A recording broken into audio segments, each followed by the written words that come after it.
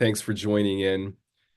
So we are going live. Thank you, Jane. We are live here on LinkedIn and on YouTube. It's great to be with you during this time as we are almost into the holidays. Well, for some of us, we're already in them. Welcome, Harsha. Welcome to Career Lab Wednesday. And welcome everybody joining in. I'll give a few ways that you can participate today. I love it when you jump in directly on the Zoom line. I can talk with you directly that way. And it's a great service to everybody who is learning vicariously. If you can't jump in directly on the Zoom line, you can always type your questions into the comment section on YouTube or on LinkedIn. And Jane will get those over to me and I'll do my best to answer your questions that way. So I'll talk a little bit about the topic today, but the most important thing is that anybody who's joining in gets questions answered, and any question is fair game. Anything career related, it does not have to do with the topic. If you've got resume questions, interview questions, managing questions, and purpose in career, kind of on our topic today, any questions that you have are welcome. So you can, again, if you're on the Zoom line here, you're welcome to jump off mute and ask questions at any time. And if you prefer, you can type your questions into the chat. And I will do my best to get to those. So again, if you're online, if you're viewing in through YouTube or LinkedIn, type your questions into the comment section. And if you're here with us directly on the Zoom, you can type your questions into the chat or come off mute and let me know how I can help you today. So as people are gathering in here, I will talk a little bit about today's topic. So this comes up for a lot of people, especially as you're developing in your career. Maybe you've been somewhere for 10, 15, 20 years or worked a variety of jobs, and you're developing skills. You know what it's like working with people, and you might be questioning, like, what is the impact I'm really making? Am I doing what I came here on earth to do? Am I satisfied in the ways that I that are important to me and maybe I haven't quite named? Oftentimes it's school loans. I'm working with a very specific goal. School loans are paying for a family. Oh, sorry to hear it's breaking up. Stay with it, and that is a good thing. If you do find it breaking up, going off video like you've done, that can help because then it's not eating up as much bandwidth. So, thanks for letting me know. And again, you can type questions into the chat if you're unable to come off mute. So what happens is, when you have a very specific purpose of, like getting started in your career, just getting something going, then, paying off school loans or paying off a mortgage or making enough to raise a family, your purpose can be very clear, about why you're trading time for money. But most of us have a sense that there's more that we want to be doing. And especially as we go further along, that will often become increasingly important about, am I working at this company? Am I really making the impact in the world that I want to make? So these are, important questions for human beings. And just like a little kid saying, who do I want to be when I grow up? Or what do I want to do? I think the question, who do I want to be? How do I want to be in the world might be as important. And so this is what we're talking about today. And I think it's appropriate. We're coming to the end of the year. Many of us are going to be visiting with family, maybe already are. And we tend to do a review naturally of our year. What have we done that we're proud of? What are things that we didn't complete that we wanted to? And we tend to just have this time. And I think there's also the going inside. It's darker in the northern hemisphere here, and so there's more of a inside contemplative time. And so I thought this was a wonderful topic for today of um, looking at fulfilling purpose in career. Now, sure, let's take it to life too, fulfilling purpose in life, but we spend a lot of time at work. And so how we're fulfilling our purpose in work is something I think that, most of us are going to relate to. So again, for everybody who's just joining in, if you're unable to jump in on Zoom, welcome. Good to see you. If you're unable to join in on Zoom, you can always type questions into the comment section, and those will get over to me. And if you have any questions at any point, please type them into the chat or come off mute and just ask them. I think the most important thing in this meeting is responding to any needs that people have. So I'll do a recap of that in a little bit, but I want to talk a little bit about the underpinnings of purpose, the underpinnings of satisfaction in career, sort of how that comes to develop. And so for most of us, we've grown up in ways where um, there might have been a cap on how much we really let ourselves want. And we might have found ways to get our needs met, that were sort of indirect. And so, you know, in a career, a lot of times people are talking to me about how they want to make an impact and they see themselves running their own business or working at a specific company. And it's like they're thinking that once they get there, that then they'll be happy. Then everything will sort itself out. And as humans, we just kind of have this tendency to do this thing.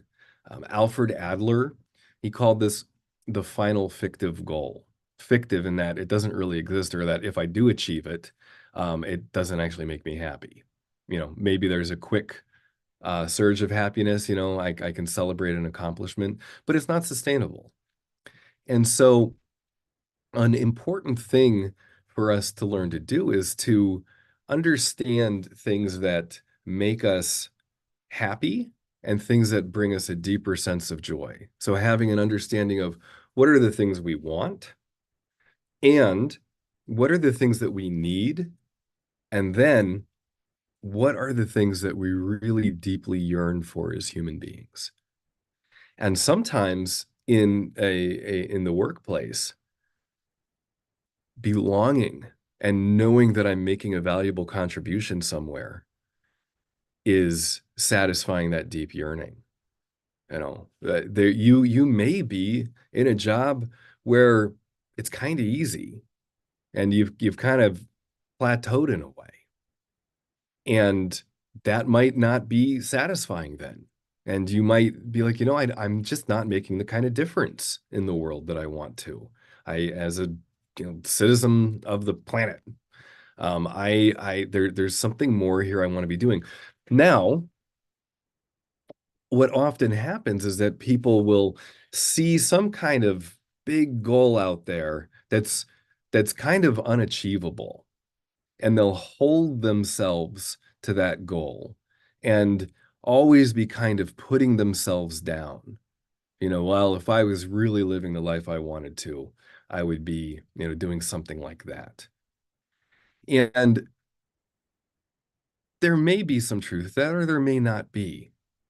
But we often miss all the little steps and all the little ways that we can meet those deeper yearnings in the journey towards that goal, perhaps, or maybe something else will emerge. You hear the phrase, life is a journey, enjoy the journey. It's not about the end result. Well, I don't, that's kind of simplistic. But I think that's helpful in this case to look at, okay, well, how could I really enjoy the journey? And so a lot of us did not the things that we wanted, just us wanting stuff as little kids and teenagers and young adults, just wanting was often not encouraged. Like we should be happy that we have enough. And so a lot of us have sort of turned down the dial on wanting and our aliveness, our love for life, our lust for life. And that love for life, lust for life is a generative force that really in itself is satisfying. Again, getting what I want might not even be as satisfying as just simply letting myself want. And maybe it all kind of plays together. And so in this time of reflecting on the last year and looking forward to the next one, allowing ourselves to want, allowing ourselves to just kind of dream about what's possible, about what are the things if we could really have our life be the way we wanted it to. I want a place closer to the lake so I can jump in the winter because I like ice water. Like just stuff like that. And I start putting that out into the world and I start allowing myself that. Well, that's gonna help make that more of a possibility. And if I don't even allow myself the right to want things and allow the fact that I'm going to be disappointed a lot too, you know? If I want something, I'm not getting it in the current moment um, very often. So, but can I allow myself to be with that discomfort of wanting? And these are just kind of like the baseline human things, like the basics of being a human, wanting and then what are needs.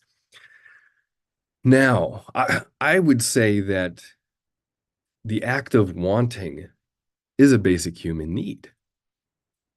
And so by allowing myself to do this more, I'm able to I'm going to be meeting that deeper need of just what it means to be a human being, allowing myself to want things.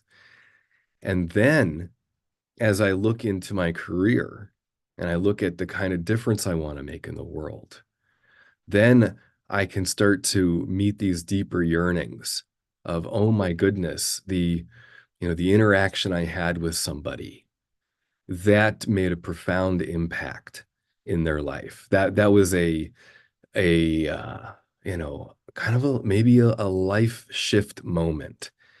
And maybe I helped somebody have an insight that's going to change the trajectory of their life and how they experience themselves. Well, that's incredibly important to me. My personality style cares a lot about that. And so, and as I start to break things down, I start to realize, oh my goodness, no matter what career path I'm on, no matter what industry I'm in, I'm able to want to meet some basic needs and meet deeper yearnings with anybody that I'm interacting with. If I'm in the interview process, am I able to make contact with this person that's interviewing me in a way that changes their day, that, brightens things up? And is that satisfying to me? And maybe all I do in the interview, even if I don't get the job, is I help them understand better what they're hiring for. You've heard me talk about that a lot. A lot of times when companies are hiring, they may not even know what their problems are. They just know they need help. And so if you're able to serve people in that way, just helping them get a better understanding of what's going on for them, that may be a way. Welcome, Gloria. Good to Thank have. you. And so as you are learning to um, how to create more meaning and purpose in the moment, that's going to help you achieve more of your goals in the long run. It's like You're learning how to nourish yourself on a long journey. You're learning how to um, take in things that perhaps you didn't know how to. Like if we're going out west and you are learning how now to dig up a cactus and that you can get water from that. It's like you're learning how in your career path to get more nourishment for yourself as you're growing in there. You're going to be able to go further and you're going to have more fun with it. So that's the concept today. I think this is really beautiful. I often talk about how your career can help you reach your potential. You know, you're spending a lot of time working with people. You're spending a lot of your hours out of the day doing a service for your community, for the world in some kind of way. And so how is that helping you develop and reach your potential? So this is another angle on that of, wow, if I'm really in touch with my wants, my needs, and my yearnings, and I can be more effective in my career path as I'm interacting with people, and I can be having more fun while doing it, and it can be a more nourishing process. So as you're visioning into your next year, that may be a way to think about it. You know, what are the ways that you're going to have more meaningful contact with people? What are the ways that you're going to have more influence with people? And remembering, as counterintuitive as it may seem to you, especially those who kind of grew up perhaps with a more conservative background like I did, that actually under the foundation of this is wanting, is allowing yourself to want just basic human things of I want. And as you let yourself want more, you will actually be able to see other people's wants and needs and yearnings more. You'll be more aware of what's going on with people, and you'll be able to better interact and communicate and understand. So that's my introduction today. That's the topic overall, but I want to take a moment and open up this space to everybody and see what questions you have. What questions you have, and it does not have to be about this topic. You can have any questions about resumes, interviewing, managing, anything career related, and quite honestly, anything personal growthy is on the table here. So you can type your questions into the comment section, or you can jump in directly here on Zoom. And it's great to have you, Gloria. I see that you're off mute. Do you have a question or anything that you'd like help with? Oh no, I listen. Thank you. Okay, Gloria, this is adorable. You have this chipmunk thing going on here. So Ah, it's a cute little guy. oh, lovely. Well, Gloria, if you have any questions, just speak up and let us know, okay? Okay, thank you. You're Can welcome. I ask you a question, sir? Yes, Harsha, welcome. Yes, thank you, sir. Thank you. You're So my question is, sir, that I wanted to shadow somebody in the facility, like administrator or administrative assistant in nursing home or something like that. And I tried for two or three people, but they always turn you down or something. They don't want you to shadow them. I don't know why. How do I get that experience? Okay, so you are working in healthcare? Yes. Okay, and your current role? Not too big role, but I'm working as a certified nursing assistant. Uh-huh. Yeah, and I'm doing MHA. I'm going to be finishing soon, and I'm very excited about it. I work so hard, and my dream, I wanted to be. Congratulations. Thank you, thank you. And I wanted to get NHA in the future, a license. So I was wondering, how do I do that? So you want to, as you put it, shadow somebody. Hmm. Now, does that, for what you're currently doing, are you Hmm. around people where you would be able to do that easily? Yeah, because wherever I work, nursing home, my job is like rotating different nursing homes, like agency through I work. So, whichever the nursing home I go, I meet if possible, I meet nursing home administrator or assistant, and I ask them if I can shadow you and come like 3 or 4 hours, couple days a week or something. So I get to know, So I don't know, but I don't know. Sometimes some reason they say no, maybe I don't know why. Why do you think they say no? Maybe I'm thinking that they don't want to share all their paperwork and everything, or they may think that we might take their job. I don't know, you know. Well, I have some thoughts about it. I'm happy to share. Um, Mm-hmm. so individually, I am somebody who is often uncomfortable with people watching me. Yeah, Like for sure. I just, for whatever reason, I kind of like it Mm-hmm. and I Yeah, kind of don't like it. Because it's like right. if somebody's watching me, it's like I'll make more mistakes Yeah, and and so my anxiety kind of goes up. right, And right, I right. my hunch is that that's kind of like the first hurdle that you have probably with a lot of people is that they they may feel that discomfort like, oh my gosh, I'm being followed. Right, right. Now, are the people that you would be shadowing, how well do you know them? Oh, not too much, you know. Are you able to get to know them more?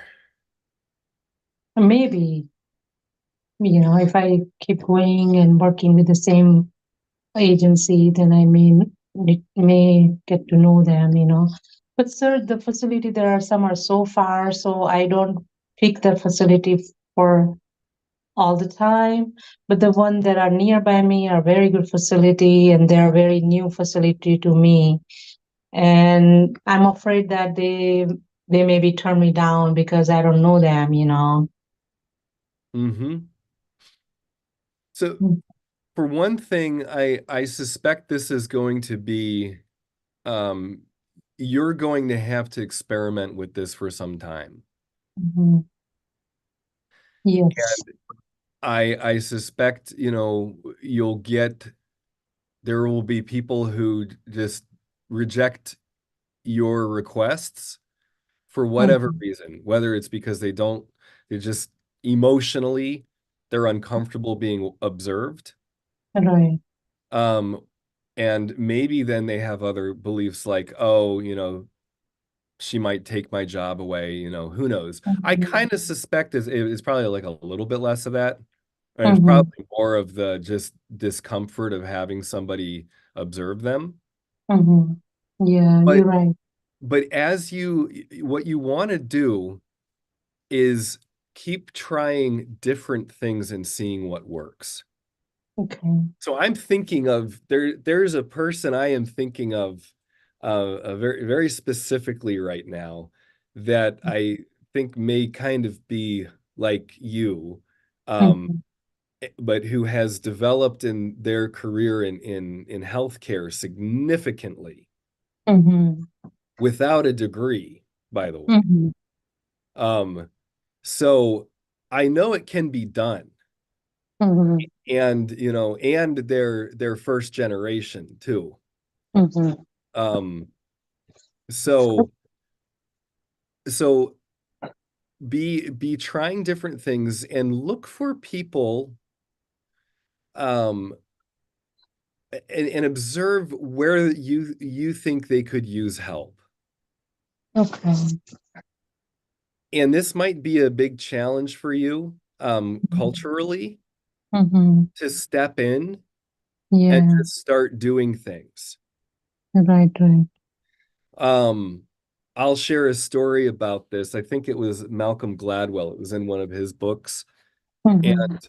this comes up. So what happened was, I forget, it was a plane from Colombia or Brazil, or it was a country in South Mhm. America or Central America, and they were out of gas, and they're Mhm. communicating, I think it was to New York Air Mhm. Station, and they're telling them, like, we need to land, Yeah. but they're so polite about it Mhm. that air traffic control didn't really hear what they were saying. It Mhm. didn't, because they were expressing it without the emotion of, Mm. oh my gosh, we're in trouble, we need help. Yeah. Air traffic just kept not really paying attention to them, saying, okay, oh yeah, we got to get to them. Yeah. But without the emotional intensity, messages often won't get through. And the plane ended up crashing, and a lot of people died.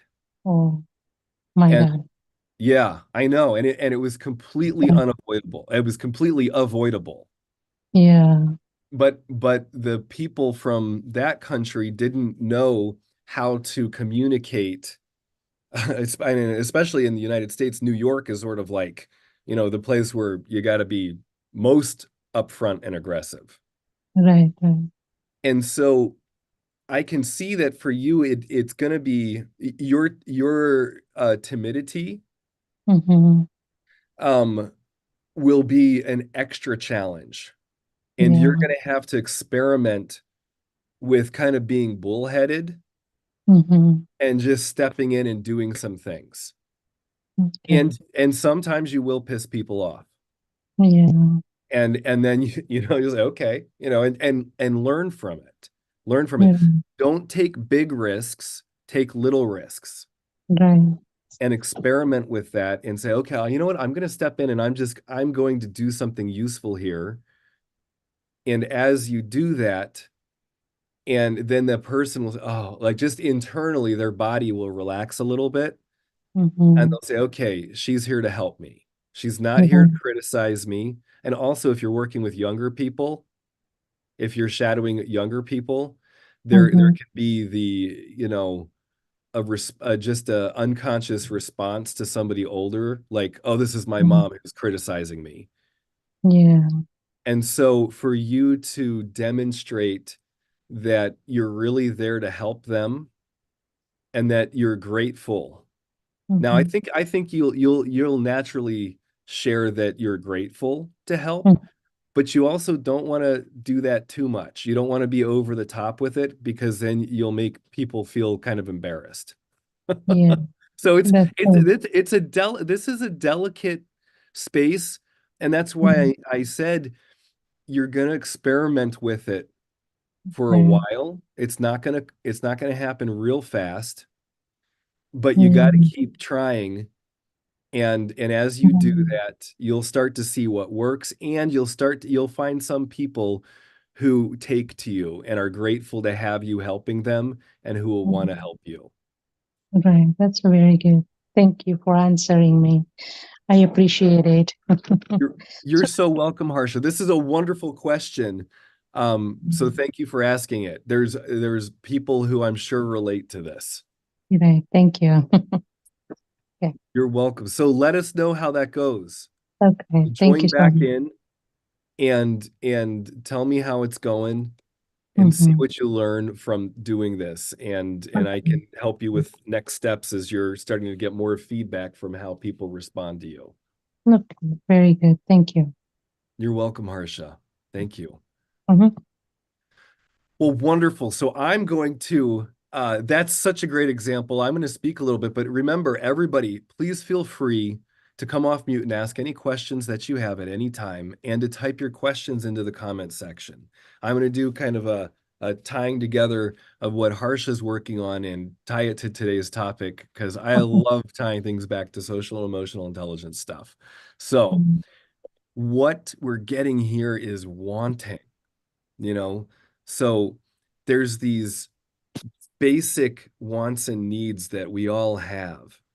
And Harsha is seeing that, she has a want to learn and grow. And she can even, I suspect, see where people could even use help. but like how to navigate that, because we're all so territorial. We have so many feelings about stuff. And so as she's able to be more in touch with what she wants and allow that vulnerability and allow herself to want that more, and that wanting helps to trigger the go out and get the, okay, I want this, and that activates movement, that activates a little tiny bit of aggression. I say that because we're so used to thinking that anger is a bad thing, but we all need it. When we want something, we feel fear and hurt that we don't have it. And then the anger helps us move towards what we want or away from what we don't want. And so there's nothing, this is, there's no judgment about this. It's not a, there's nothing moral about this, but just being a human means that I'm feeling levels of fear, hurt, and anger. And so I want to move towards something that's going to bring me joy. And so as I'm allowing more of the want to happen, allowing myself to want more, I will feel more afraid. I will feel a little more hurt, and I'll feel a little more angry. But again, nothing wrong with that. It's just like if I'm crossing the street, I want to get to the other side. I don't want to get hit by a car. And so I have fear, and I have a perceived hurt. I can imagine what getting hit by a car would feel like. So I feel that hurt. And then there's just a little bit of that anger that has me get up and go and be alert, using my fear and the perceived hurt and the aggression to move myself forward. There was nothing, no sin committed with that, no harm done. I just used my resources of fear, hurt, and anger in an appropriate way in that scenario. And so as Harsha allows herself to be with that want, allows herself to look at that, she's going to be more aware of what other people are wanting, or she'll have a hunch. Oh, I think that person actually wants this right now. Oh, you know what? I think I could actually help in that way. Let me try it out. And then, sometimes that'll work and sometimes it won't. When it does work, she'll feel joy. And so will the other person be like, oh, I needed that right now. That was perfect. And then sometimes they'll be like, no, not that. No, do it like this. And I'll be like, oh, I felt hurt that I was kind of rejected in that moment, but now I'm feeling joy because they just told me what to do in the way that they wanted it. And oh, wow, I responded to that in the way that they needed. And oh, now I'm feeling joy and they know they can trust me. And so these things happen so quickly. And so practicing is being with the want, being with wanting things, helps to prepare me for how to engage with people more effectively. So thank you for that example, Harsha. That I think that can translate to anybody in any position in your career, because we all got to work together, and we all need to learn to anticipate other people's needs more, or maybe we don't need to, but it probably serve us to do this. And so this is a very, very important topic. And then you can see, as I'm allowing myself to want more, then I'm aware of what other people are wanting more, and I'm able to help in that way. I'm getting more satisfaction moment to moment by knowing that I'm effective, having that self-efficacy. I'm able to impact the world in a meaningful way. I'm able to impact the world in the way that I want to. Okay, great. There's all kinds of ways that I'm failing at it, but I can see that, oh, I'm doing a little better than I was yesterday. That brings me more joy. And that right there is a way to bring a lot of purpose and meaning to any moment in the day. And this skill of bringing more purpose and meaning to any moment in the day is something that every human being is able to do. And no matter, there's always, this is a skill that I can always be improving. Maybe at some point in the distant future, somebody will reach some kind of top with this, but I kind of doubt it. So that's what we're talking about today. I'm going to do a quick room reset here. This is Career Lab Wednesday for anybody who's joined in since I last shared about what this is. This is Career Lab Wednesday. I'm your host, George Miller. I am so excited to be launching my own coaching practice at the beginning of 2024.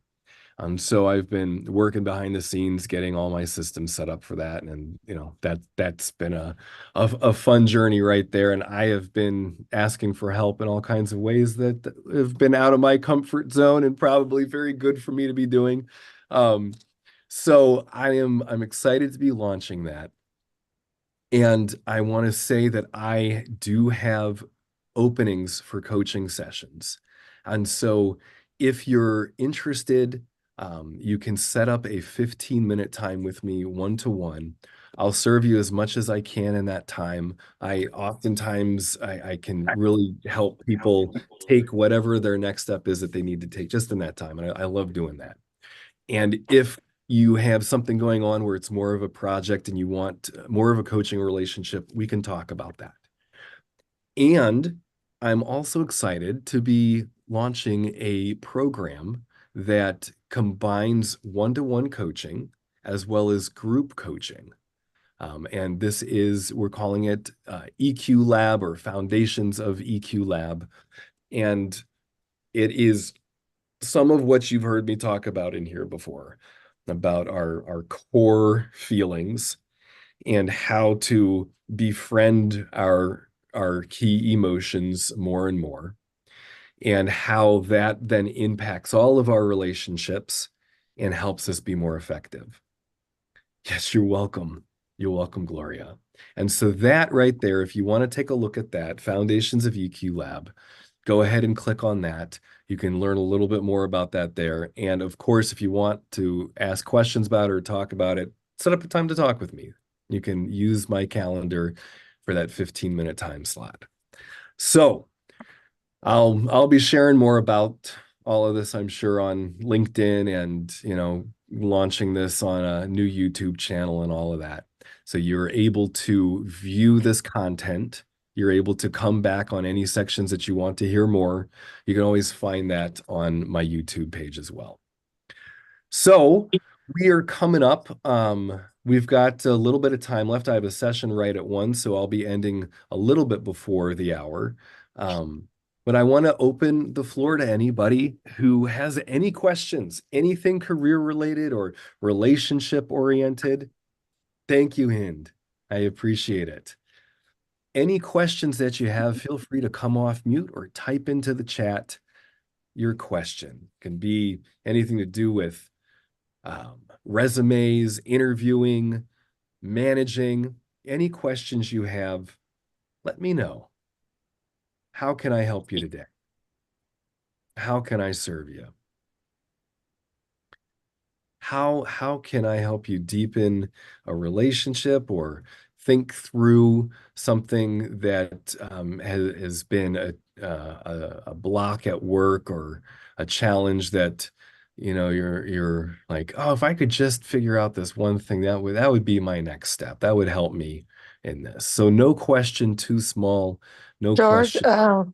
this is Hindi here.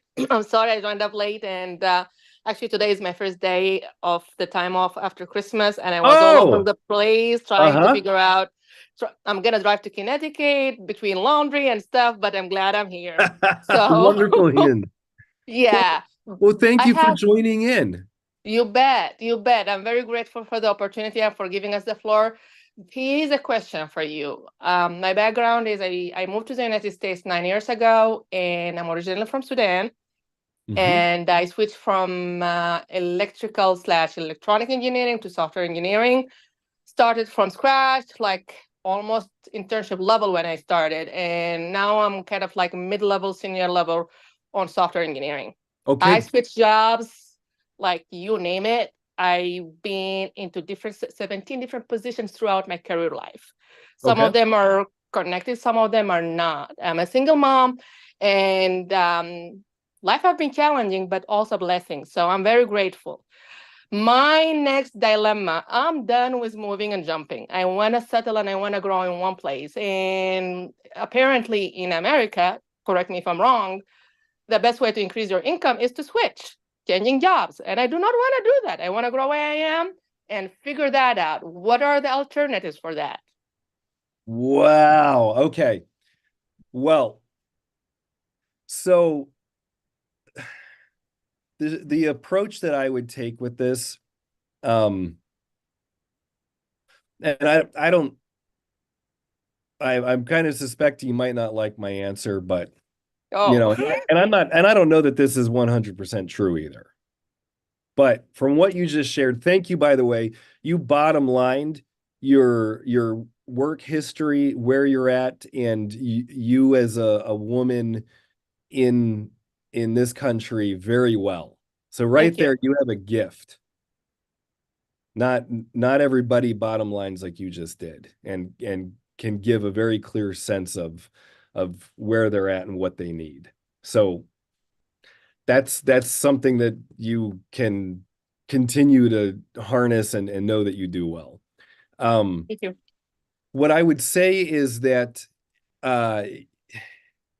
you're going to, I would right now pick 5 to 20 companies that you really like. Mm-hmm. And it sounds like one of the things that's going to have you like a company is that it would offer you continued challenges and ways to grow and increased income. And so that's probably going to be a bigger company, but maybe not. That might be a smaller company that you would see like is set up well and really has the potential to develop. Okay. And then you're going to seek them out and interview there and talk with people there. And you may end up doing independent consulting and working with a company or two that you really like doing work with. And they may say at some point, you know what? Like, let's talk. We really need to bring Hind on. Like, she is the woman that we need, and we know that she is going to continue to shift as industries shift, as new technologies are introduced. She's a woman who gets stuff done and is a joy to work with. And we know that she is going to adjust as needed. And right there, if somebody can know that about you, and know that, kind of whatever happens there, that you're going to be able to address things, that goes a long way. And so I don't think this is, a quick fix, but I think that the overall strategy of you'll only speed it up by identifying places that you want. And as you do that, what you end up getting may not be the exact company you want, but if you don't kind of set that goal for yourself and start working towards it, the possibility of getting what you want is gonna be less likely to happen. So I appreciate it. I talked Go for ahead. a while. I'd love a response. So I kind of already did what you mentioned here. Last year, around this time of the year, I kind of felt like my job situation wasn't secured enough. So I started interviewing and narrowing down what I'm really looking for at a job and all that. Getting interviews is not where I struggle. I think it's just the job market, because I probably applied for at least 50 jobs in the last year, made it to at least 12 job interview series, and some of them went to the 5th interview, which quite honestly, I don't understand why a person would need 5 seatings or situations to figure out is this person is good enough for the job or not. I mean, if I'm hiring, I would not need that. It's between 1 to 2 or 3 maximum settings that I would not to make that decision. And eventually some of these jobs were just not filled. It's not even like they just closed the position. They didn't hire for it. I did end up doing consulting for a while, and I did end up being brought up to the company that I did consulting for as a full-time employee. Like I just started this, what do you call it, 3 weeks ago. So I'm transitioning to a new job from being consultant to the same job being full-time. And that's where the question is coming from. I want to go back to school. I'm already admitted. And I put that on a side, like I deferred my acceptance 2 times because I just didn't feel stable enough in my job to take that leap, because school is hard work. With being a single mom and being a full-time employee, it's just adding to the mix that I felt like, okay, maybe I need to settle in one of these 2 places more before starting that. So I really want to settle. Like I really want to settle and branch and plant roots on this place that I just got hired on. And that means I want to be satisfied and fulfilled financially and in a mind of growth, like delivering value to my. Did you talk with them about this? I did have a conversation with my direct manager. I did say exactly what I've said to you right now, and she seems to get me. But I also want to know what's in my part that I can do to strengthen my chances, if you will. I mean, what else? Chances of what? Growing, and like, growing. I don't know how to say it better than that, George. Did you talk to them about you doing school?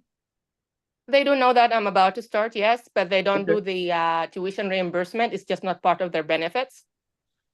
Okay. But they know that you're going to be going to school. They do. And what more? So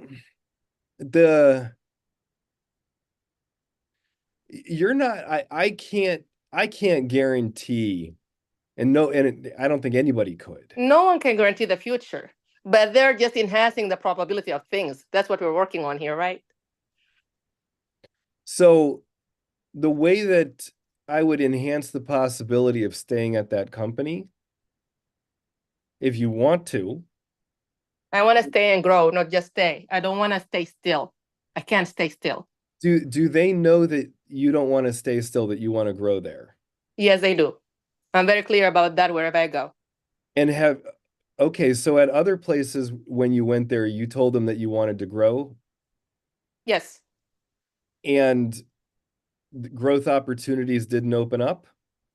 Some of them I was passed over. My first job, I was passed over because they simply didn't recognize what I'm capable of. But I did learn a lot from the opportunities that raised down there, and that led me to my next job, which was providing the growth that I was looking for. I wanted the growth within the company, but staying for 3 years in that company gave me the chance of growth outside the company. I guess what I'm trying to do here is I really want to settle. Like I'm 42 now, and I'm back to school, and I want continuity is a big part of the equation. Don't get me wrong, I understand the culture here, but I feel like if you're building and the same builder is there, they're more, especially with the products, especially with software, you can see issues, and you can, like, I don't like it when somebody starts and then all the experts are not in the place because they went somewhere else. You know what I mean? So I want to be part of something big and create a stable environment and deliver a great product.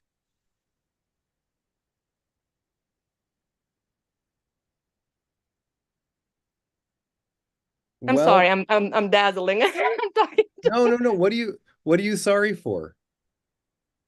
Throwing a lot at you. Hind, this is my job. Thank you. No, and so one of the things I'm doing right now is I'm being with the discomfort of how much you want. I want it all. I'm very greedy. I want it all. That's beautiful.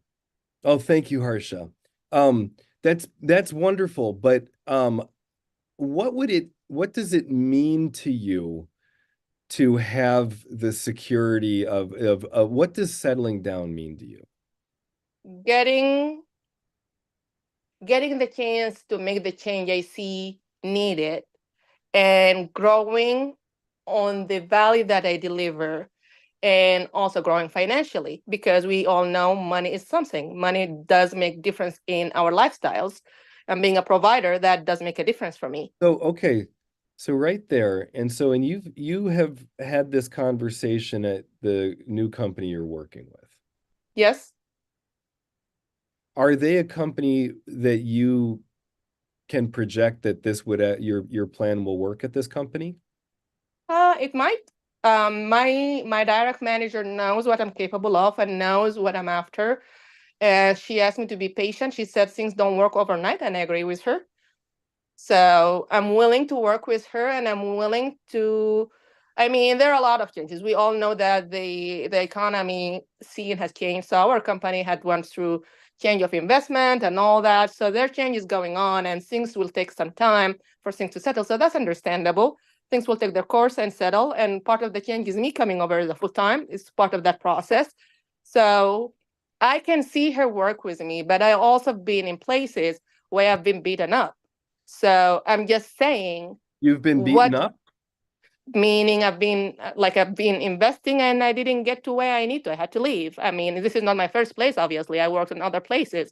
But, and I have the tendency to want to grow where I am, but obviously I kept moving. Had to leave. So, Hind, we don't have a whole lot more time here. Yes. So and I'm sorry. That's why I'm saying I'm sorry. I took so much time. So, but can I talk for a few minutes and just throw this out there? Some of it may land for you, some of it may not. Okay. And that's fine. But and I think it'll be an educational thing for people as well. Okay. So, and I'll check in with you on it. But some of what I suspect is happening, and things for you to look out for, is the drive for the to want a lot. There can often be, if it's driven by scarcity, it can then end up creating scarcity. Or even if I get what I wanted, I'm still in a space of scarcity. And that can kind of come off energetically and continue to maintain that. And when people talk about positive psychology and just meditate on what you want and you'll get it. Yeah. There's a big problem with that. Because if that was true, we'd all be driving, Teslas or convertibles or whatever cars we wanted. and the underlying part that I think a lot of people overlook is the limiting beliefs. And so if I have a limiting belief about myself and what I deserve in the world, even if I'm really working hard, I'll end up continuing to create that outcome. And it's often an unconscious outcome. And so, or it's an unconscious drive. I might not be aware that I'm doing this. I might not be aware that I think that I don't really belong or that there's no security. I may be saying, okay, I just have to get this, this, and this, and this, and then I'll feel secure. And yet it's like the security is always right out of reach. And then when I do get those things I said I wanted, I still don't have that sense of security. And I can just kind of keep going like this. And there's some things I kind of want to say, but I'm a little afraid to. But it's like when people who are coming out of World War II they're just absolutely devastated. I mean, everything taken from them. And then they're able to build security and have all kinds of money and able to give to their kids whatever their kids want. And their kids say, I just want you to love me. I just want you to like me. I just want you to be with me. And I don't want another car. I don't want another trip. I don't Yeah. want, and one of the things that has happened is there's that huge amount of scarcity. And so somebody has built a fortune for themselves, but it's built on this sense of scarcity, of all of this could be taken away from me at any moment. And there's kind of a way that they weren't able to enjoy it. And the people around them feel that, including their kids. And that then often comes to bite them in the butt in their career too, because they'll try to hold on to things that they don't really need to hold on to, and people resent them for it. And then it's like they manifest their unconscious scarcity, by way of trying to not have things lost or taken away. They kind of create it anyway. And so I just have a hunch that there might be a little bit of that going on for you. I kind of blew it up to an extreme example, but I would, if there's a way that in interacting where, that just might be something to look at. I appreciate you sharing. I understand what you're saying. I get it. Of course, I'm not seeing it applying to me. My thing that's is, one of the binds with this is that it's really hard to see. I understand. What I'm knowing about myself is I started at the United States. When I came to the United States, I had already built a career where I came from. Mm-hmm. But I had to give all that up and start over, like really from scratch, because I made the decision to come here and provide a better life for myself and my child. And I was okay with that decision, and I'm still okay. I'm proud of myself for it. The difference is I feel that's where I'm coming from, and that's where I'm pushing for. When I look at my peers here, I know that they have the advantage. You know what I mean? Mm-hmm. So for me to catch up with them, I have to be faster. I have to do things different. I can't follow their steps because their steps are laid out in a system and in a way that they started in with different start point and different strategies. And I don't have the luxury to take advantage of that, if that makes sense. Mm-hmm. So I got to figure my own way to leverage what I've got to get to where they are and feel settled. It's not, I've got to do certain things. I'm okay with having nothing, but I also want it all. And I've had nothing at some point. It hasn't been one time, it hasn't been two times. I understand it's part of life. Change brings change, and you have to accept. Hind, we should totally talk more. Definitely. Is that your drive is amazing. Thank you. Absolutely. I mean, you're incredibly courageous doing what you're doing. And as you invite people into that and allow support to come in ways that maybe you're unfamiliar with, because you're so good that like a lot of people are going to experience themselves as unnecessary around you. And that's kind of a way that people might not help you and help you go faster.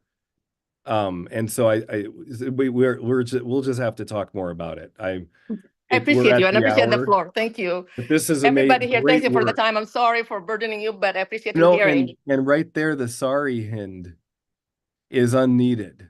Thank you. Because it's my privilege to be able to talk with you.